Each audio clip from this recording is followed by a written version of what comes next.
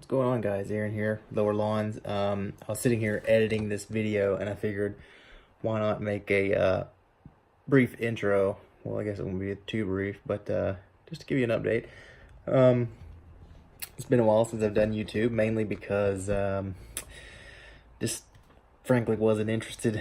Not really. It's just kind of something that is a hobby and it's fun, but I got this new phone and camera's not that bad on it, so I figured why not try to do a few things here on it. And so yeah, that's pretty much the only reason, is because it's a lot easier. Even though that other stuff was fun, it's just like, it doesn't really make any money, so why would I spend that extra time? Plus YouTube at the time, man, it's just frustrating, because everybody's doing the same stuff. It's like, if you want to, if you want any kind of traction on YouTube, it seems like you have to like go way too far in debt so you can brag about your equipment, or eventually get your sponsorships and all this stuff and sell products that no one actually believes in or uses. Like I'm sorry, but that's just, I'm fairly certain that that's an accurate thing to say. But anyway, I was frustrated with all that. Didn't really care about doing it too much, but we'll see what happens this year. Yeah, this year anyway has been pretty darn good so far. I got a lot of work coming in, covered up. Actually would have had more, but back in February, the second week of February, I was actually going out to do some work, and it had frosted the night before. And when I went out to go onto the steps, when I went down the steps going to the truck, I actually ended up falling down the stairs and injured my back really, really badly. And to give you a little bit of an idea of who I am and how I'm wired, I don't go to the doctor. Thankfully I've not had the flu since I've started lawn care, but like I had the flu when I worked fast food and the AC there didn't work and it was like 95 degrees, and you just go in no matter what and you do the work, until you just really literally can't, and then you go home and you still don't go to the doctor. Like I'm that stubborn with injuries and illnesses. Like I don't do the whole doctor visit and all that stuff. It's just like I like to wait it out and see how long it takes, because usually stuff like that, it's like a 2-week fix, and it's like whatever, work through it. This fall freaked me out. I was not okay, and to say the least. Just describe it, like when I fell and hit my back, I could not breathe. And like when I say I couldn't breathe, I mean I was like I literally couldn't breathe. So much pain that I was just like, I thought for sure, I was so convinced, like I'm going to throw up, like I will throw up. Like I was ready for it, didn't happen, thankfully. But I came inside, I tried to be stubborn, I let it go I laid down for about an hour and just didn't move. And when I tried to stand up about an hour and a half later, still had such a sharp shooting pain from my back that it still made, like the shooting pain made me want to throw up. Like it made me nauseous. So I ended up calling someone, said, hey, I've really got to go to the doctor. This is not good. Went to the doctor, they did x-rays, and nothing was broken, thankfully. But he kind of shrugged it off as, rest for 2 or 3 days, and, you can start doing your normal activities, just kind of lighter. And no, it wasn't that at all. I got up 2 days later, and it was much worse. It was the most excruciating pain of just trying to get to sit up out of bed. And it was not a quick and simple, like, 2-day thing, like the doctor sort of shrugged it off to be. And you know, I basically just wrecked the muscle in the lower back. My whole 1/4 of my lower back was bruised. I mean, it's April the 8th. This happened in February, and I've still got like the mark where the edge of the step went right into my lower back. It's still there, and it's still kind of sore.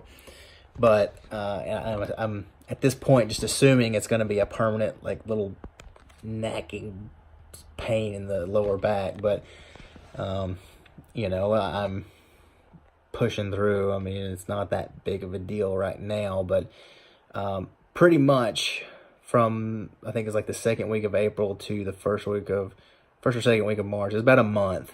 I mean, you know, 4 weeks in bed, couldn't really move. I spent 3 weeks, definitely 3 weeks, just in the bed. You know, and I kept trying, you know, the first week I kept trying to sort of get up and, like, okay, is it getting any better? And it just wasn't. So at the end of the first week, after the first week, I literally just said, you know what, screw it. I'm not even going to move. And the second week, when I say I was in bed, I literally did for 24 hours for like a week. I did not move for anything other than to get a water or change the ice pack that I was, you know, had on my back. So literally just physically did not move at all.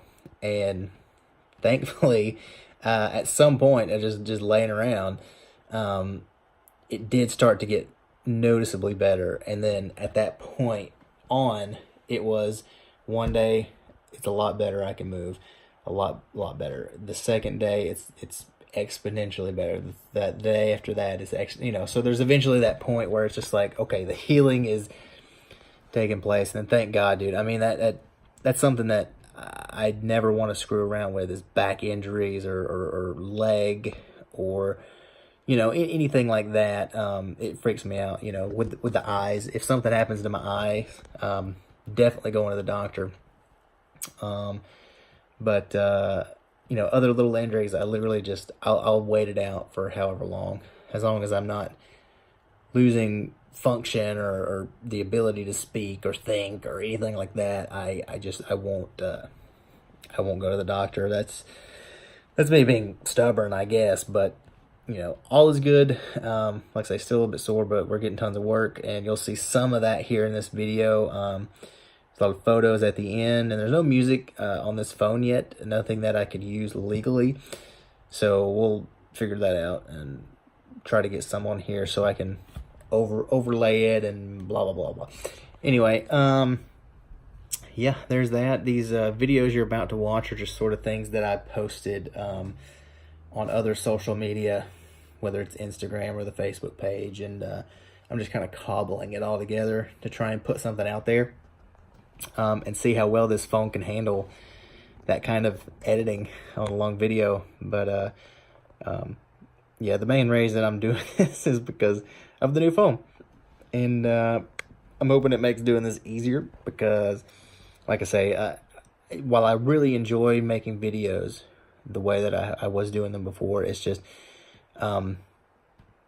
making sure the thing's charged, making sure all the batteries are charged, because they don't last long, making sure the SD cards are empty and ready to go, and making sure all this stuff, you know. And then you get home and, oh crap, it's too bright, or oh crap, in my OCD, you know, it messes with my OCD. So I might do one or two of those when I've got the extra time to invest, but we'll see what this phone can do, and if I can do everything from here, that would be great. That would be fantastic. But you know, we'll see what happens, and here's the video. Thank you guys. Okay, here's an update on the lawn that we seeded last September. As you can tell, it is grown in very, very thick. And this is a fescue Kentucky bluegrass mix. I think it's got a perennial rye in there as well. And a color on this lawn is just great. This is a good teachable moment too, because it just goes to show how good of a lawn you can get down here in the south. Now let's do a little side-by-side example. You can see the neighbor's lawn right over here, right? Now I want you to notice the color difference. The big difference here is that this lawn, he seeded it with a winter rye. And I know that because I saw him out there with the purple bag from Home Depot, and it's winter rye. Now winter rye is not a turf lawn. It's not a turf grass. The problem with that, or the reason I want to point that out, is you can see the color difference with our lawn and the winter rye lawn. Another big difference is the winter rye, while it does germinate and it looks fantastic, it really does for now. In the summer, that lawn, the winter rye, will die. It will be gone. The fescue lawn, it will struggle. It's a cool season grass. It will definitely struggle, but it will go dormant because we're going to follow a certain set of rules and ideas that will make it more resilient through the summer. And then when the summer's gone, we'll oversee. Let's go over to this side. Now this side gets about 3-4-ish hours of direct sunlight every day, and we still have pretty good results out of it. Now because of the lack of sunlight, it's pretty thin, but before we started working on the soil, it wouldn't really even grow anything, and now it just looks great. Once you get it in that direct angle of sunlight, it's really starting to thicken up. Get a really nice dark green out of it. That's what you want to see. It's like an actual green lawn. Now before, all this was pretty bare, dirt. And again, this section's the one that I'm worried about just for the summer, because since it doesn't get a lot of sunlight, like I say, it is thin. It's not gonna be able to thicken up like that far section over there. But it still looks pretty good in comparison to some of the others. Now, if you do decide you want to use a winter rye, the purpose of a winter rye is not for this. It's not for turf like the neighbor's lawn over here. Winter rye would serve these neighbors over here extremely well, because the purpose of a winter rye is to give you a lawn when your Bermuda or your zoysia goes dormant. And you can see over there how brown that is. That's just Bermuda. It's not in season yet. So in the summer that'll be green. This will be a little bit brown for about 2 months because of the dormancy. And then September rolls back around and it looks like this again. But that's why we like fescue. This is why we like seeding, because it just turns out a lot better than sod, for example. Sod's usually grown out in big fields in conditions that are not going to be the same as your personal yard. But when you seed directly into the lawn, that seed is grass, gets used to this soil. So there's a lot less risk. You can still get some pretty good results. You can actually see my footsteps in here where I was push mowing. Like, that's how nice this lawn is. And it grows insanely fast. It's turning out very, very well. Okay, and here is one of the nicer properties that I picked up so far this season. And you can see, turns out pretty good. So far, so good. Love getting to work by these lakes and with the trees. It's always a little bit cooler. It's nice to just work in places like this. There's that. It's fescue lawn. Up top there is actually a winter rye. It thinned out and the customer seeded that, so that part's not going to be there in the summer, most likely, but that's fine. We'll get it fixed in those top two sections. I also mow for the neighbor on that side. And that's where I'm gonna go now. All right, here's the other side of the lake. And we got a back hill too. Also seeded with the parental rye, but here's the thing, they've got these geese out here. Let's zoom in. And now here's the question. If I get attacked by a geese, what do I do? Like, do I have an option other than, I mean, is it just step one, proceed to be attacked? Like what do I do if these guys come at me? Because geese are not afraid of anything. But I'm definitely terrified of them. You know, like, I mean, what do I do? Okay, there's another one done. Other side of the lake here. Still gotta blow it off. Don't judge me on that. Little section over there. Okay. Got a few spots that have some drainage issues, but that's not a problem. It's been pretty dry here lately. Got some Bermuda in there. It's all brown. A lot of this is fescue. And same story. This bright stuff is winter rye. Yeah. I'll blow it off and go to the next one. Alright, so here's another mulch job down. Just a maintenance layer of mulch. Sorry for the wind once again. But wraps all the way around. We got two beds out here. And basically get nicely redone flower bed.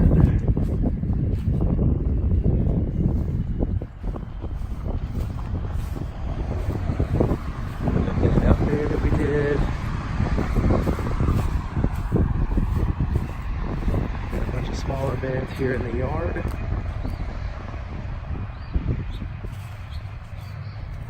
you can see.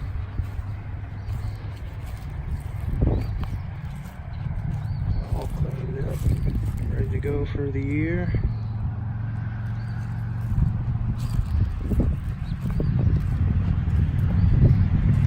Till the fall.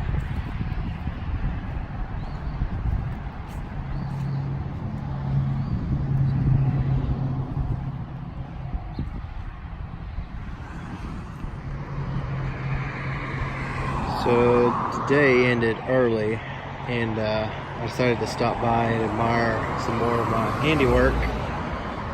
And this is one that was seeded last year, I think in September. And boy, oh boy, has it turned out looking good.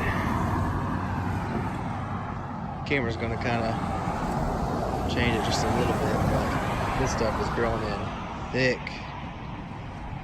Another fescue lawn. And yeah, I really love how this is looking. It's looking really good. Got a few thin spots here where the water collects, but that's gonna happen. We'll figure out if we can fix that one way or another, but yeah, this one's turned out really well.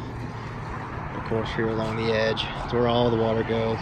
People's car tires like to get in there, but that's fine. That'll happen. That's to be expected. But that stuff is green and thick. Got a few weeds in there, but again, that happens. Yeah, it's turning out really, really well.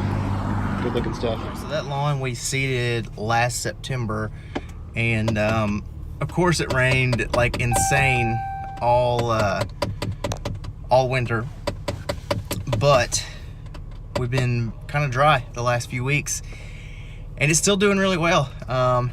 You know, if the summer's dry, like it has been the last couple weeks, I'm kind of worried, but you know, it seems to be doing well. If it comes to that, we'll just not even cut it for a couple weeks, because I put a lot of work in that, and I really don't want to lose that lawn. So Yeah, it's turned out really great though. I mean, look, it's huge difference before, because it was just a ton of chickweed and clover, and ignore the sound in the background. That's the blend motor in the vents here in my truck are broke, so it just makes this annoying noise. But anyway, yeah, that lawn turned out really well.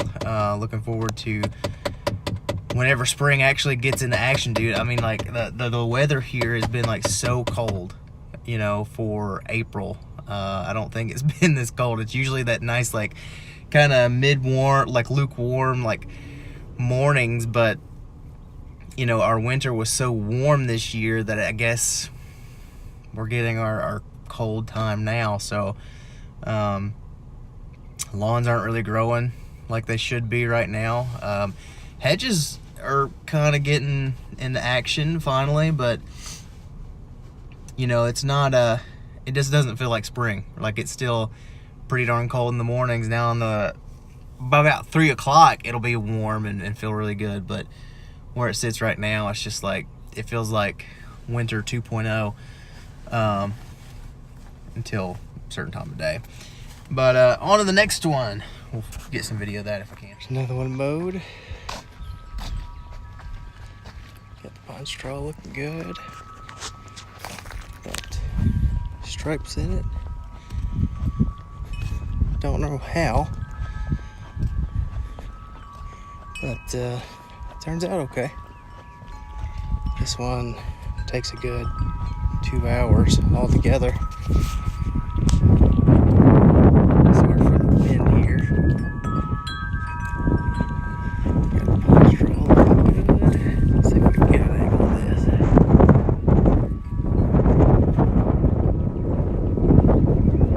So there's that. On to the next one. Good way to start the day. Covered in a ton of grass. It's all over me. I think this yard that I'm working on right now was cut or trimmed it all last year. But that's okay. That's how it goes. I'll check this out. Actually got stuck yesterday. Got stuck on the lawn. Made a huge mess. But it's not too bad.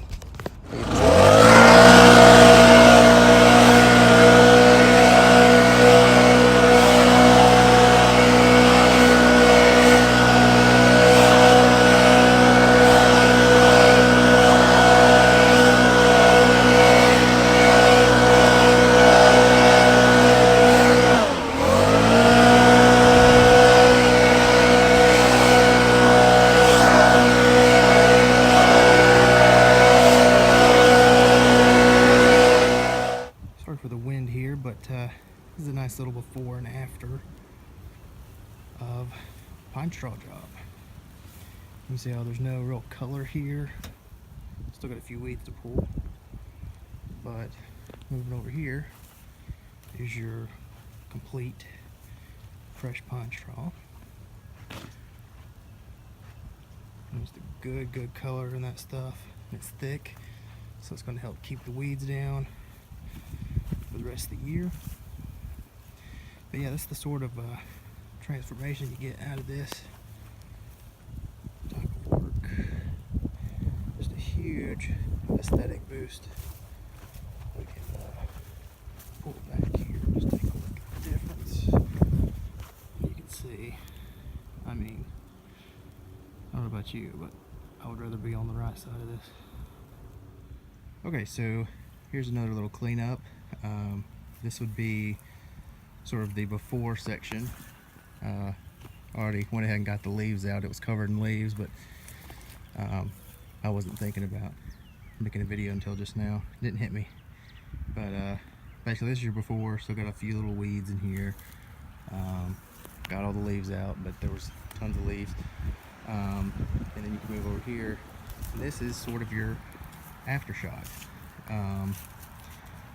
And this is one of the only properties that I actually really like the red mulch, because you got all these different shades of green.